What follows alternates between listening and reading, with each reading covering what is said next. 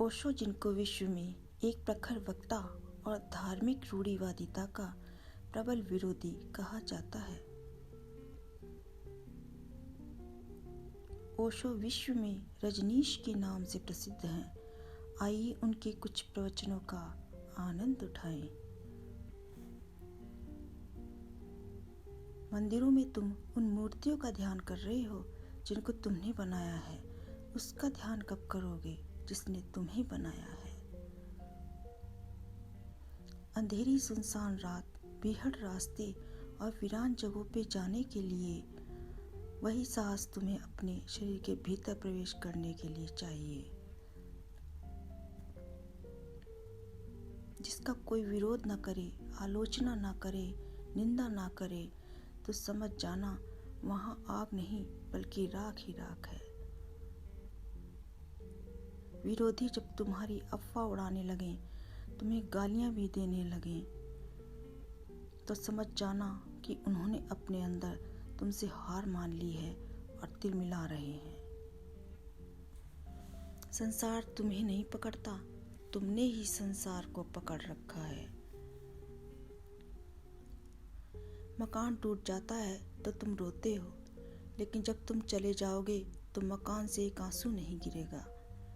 भीड़ उन्हीं को पसंद करती है जो उनके जैसे हैं, किसी अनूठे को नहीं। बुद्धि तुम्हारी चालाकी का नाम है और सद्बुद्धि तुम्हारी समझदारी का।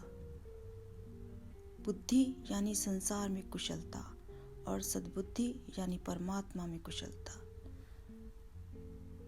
जिसके जीने से बहुत से लोग जीवित रहे, वही इस संसार में वास्तव में जीता है।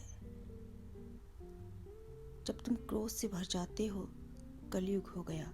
जब तुम प्रेम से भर जाते हो तो सतयुग हो गया।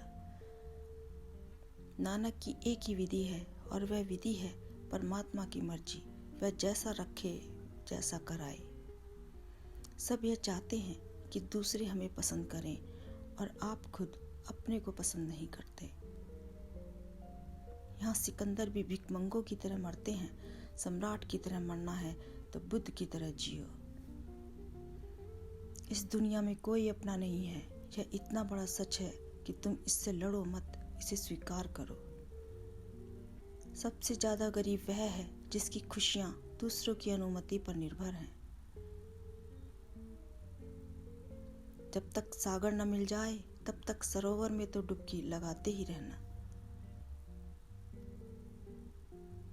जहां आपको लगता है कि किसी की निंदा हो रही है, वहीं आपको रस आता है। रस इसलिए आता है कि दूसरे आदमी को छोटा किया जा रहा है। उसको छोटे होने से आपको यह अनुभव हो रहा है कि आप उससे बड़े हैं। तुम सोचते हो कि तुम सलाह देने में कुशल हो, पर ध्यान से देखो कि तुम्हारी सलाह खुद तुम्हारे ही काम नहीं आती। संसार से भागो मत, प्रतीक्षा करो। जब तुम्हारा फल पक जाए तो अपने आप गिर जाएगा। तुम जानना चाहते हो ना कि ईश्वर क्या है? प्रकृति ही ईश्वर है। अधिकांश लोगों को मरते वक्त पता चलता है कि वे जिंदा थे। परमात्मा की कारीगरी तो देखो, हम सबको बनाकर खुद गायब हो गया। आंखें बनाई देखने के लिए, मगर वह दिखता बंद आंखों से है। जिसके भीतर जो मैल रहता है वही बाहर झलकता है। सिर्फ दिखावे के लिए अच्छे मत बनो। परमात्मा तुम्हें भीतर से भी अच्छी तरह जानते हैं। बड़े विचारक पैस्कल ने कहा है कि दुनिया की 90% मुसीबतें कम हो जाएं अगर लोग थोड़े से चुप रहें। झगड़े फसाद कम हो जाएं, अदालतें भी कम हो जाएं अगर लोग थोड़ा सा चुप रहें।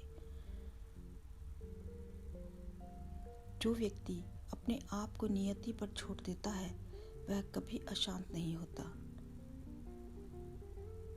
आँख की फिक्र मत करो। जो आँख के पीछे खड़ा होकर देखता है, उसकी फिक्र करो।